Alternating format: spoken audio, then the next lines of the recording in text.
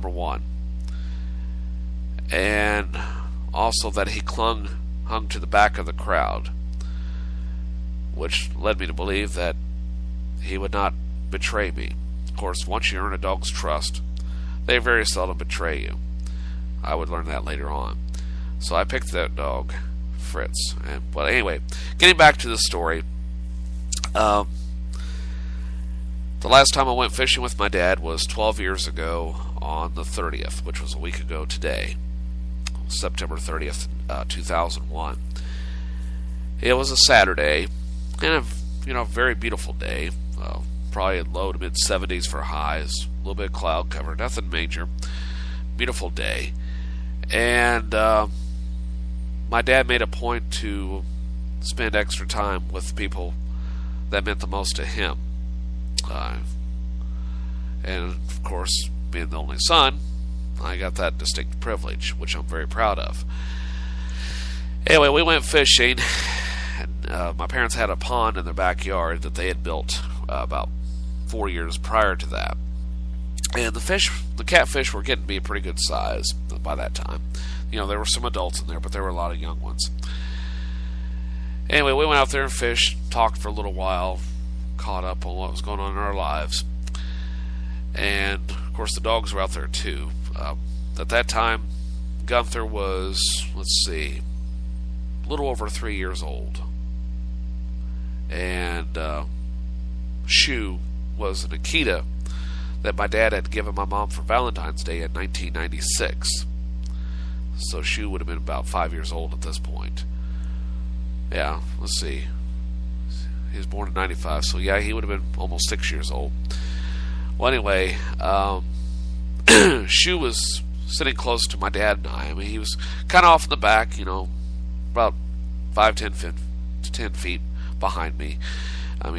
He liked to keep his distance. He'd keep an eye on you, but he wouldn't get too close. Gunther was on the other side of the pond doing other things, kind of coming back every once in a while, checking up on us. And not a whole lot was happening with the fish. We got an occasional strike, but nothing big. Well, on the way down to the pond along the bank, my dad had dropped a few hooks, and we didn't have any spare hooks. And so he wanted to go back and get some more, because one of the lines probably was going to need one, because the fishing line was getting kind of old and brittle.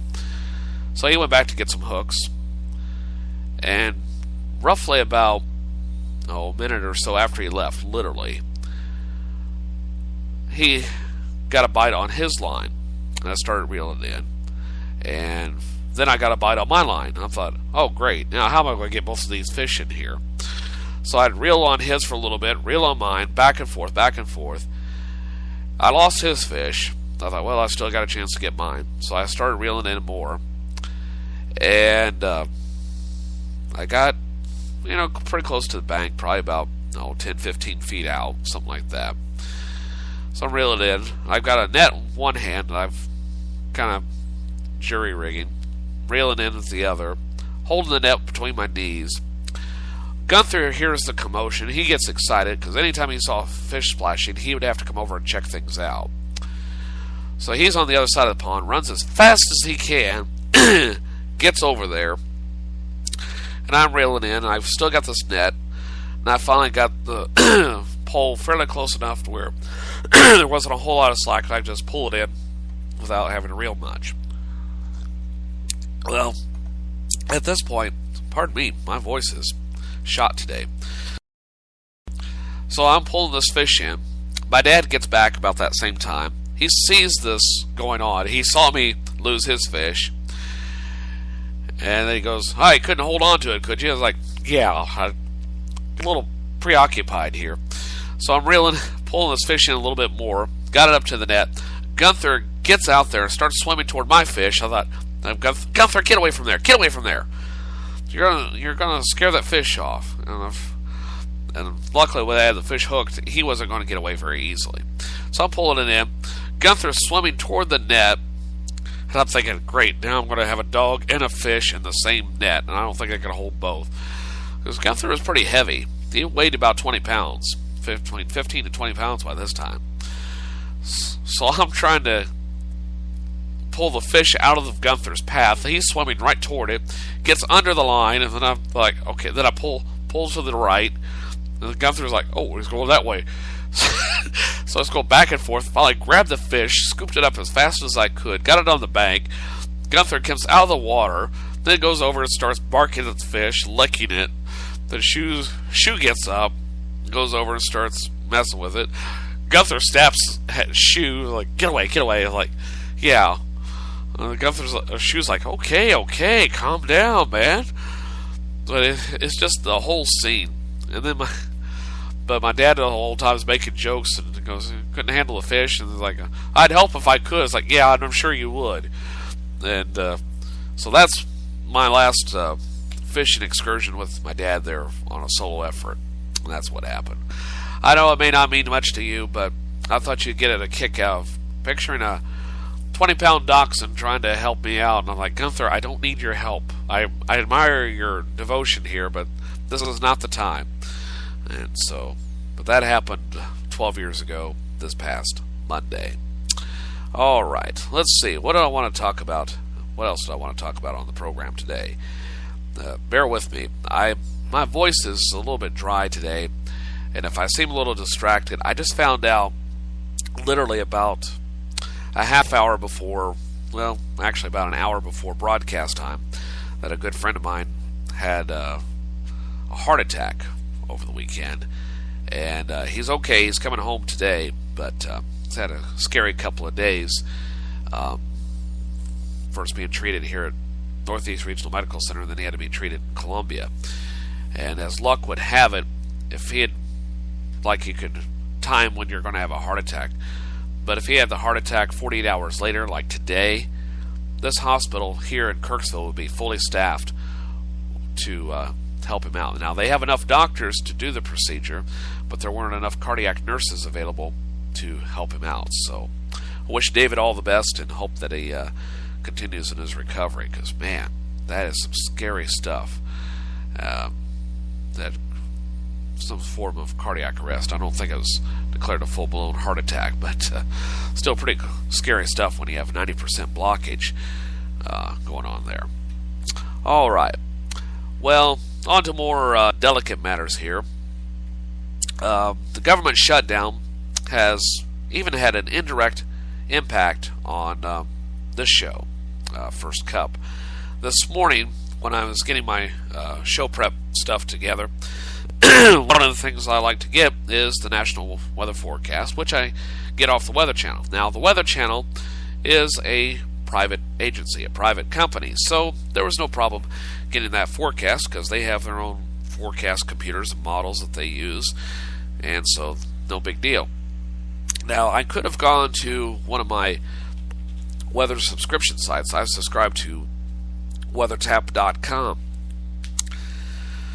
because I like their radar setup, and the site is pretty easy to use, and I've used it for a number of years, both professionally and personally when I worked at Crest Radio.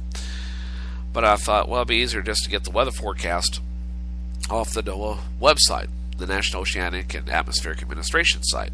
So I type in noaa.gov, and I get a message saying that the site is shut, or rather, let me pull up the exact thing here so that I can quote it exactly what it said, which, by the way, took me for a loop, and I don't know why I should have been surprised. Pardon me. Because I don't remember this in the 95-96 shutdown, but then I don't think I was as interested in getting the weather forecast that way, even though I worked in radio. And it'll take just a moment to bring it up, because I have a old computer here that has a hard time keeping up with modern demands. But I wanted to get the exact wording for posterity, as it were. And so bear with me for just a moment. Maybe in that time I can find a way to get my voice to stop sounding like Froggy from the Little Rascals as an adult.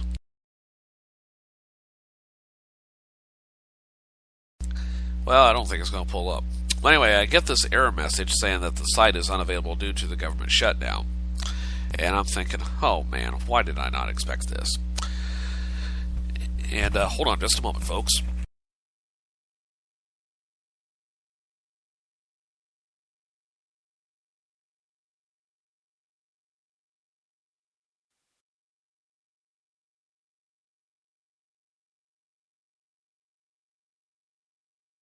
Sorry, some strange lady asking if I wanted room service. No, my room is fine. Anyway, what was I saying? Oh, yes. Due to the federal government shutdown, NOAA.gov and most associated websites are unavailable. Specific NOAA websites necessary to protect lives and property are operational and will be maintained. See weather.gov for critical weather information or contact USA.gov for more information about the shutdown.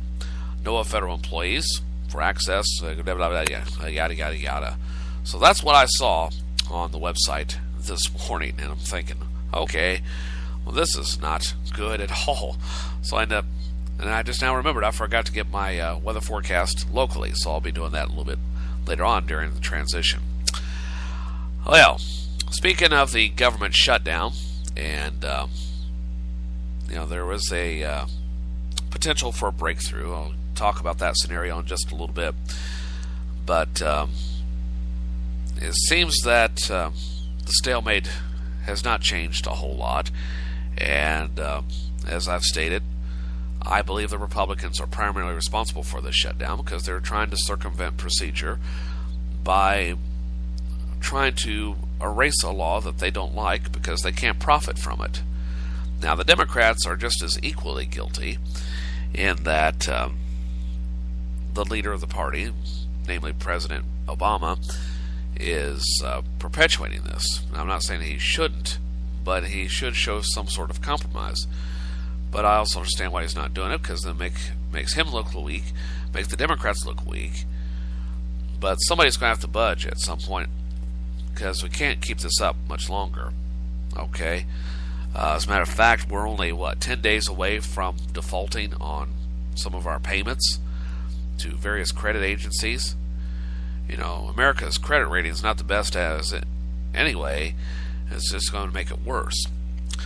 Well, in a potential breakthrough that could end the government shutdown, it seems that House Democrats are pushing for a procedural move called a discharge petition that would cut John Boehner and Tea Party extremists out of the budget process and possibly force a vote on a clean spending bill. Now, I'll get to that in just a moment. But getting back to who's to blame here, I think the real blame is on the American people. Now, if so many people were disappointed with the Affordable Care Act, why didn't more people speak up to their legislators 4 years ago, when this was being hotly debated in Washington, D.C.?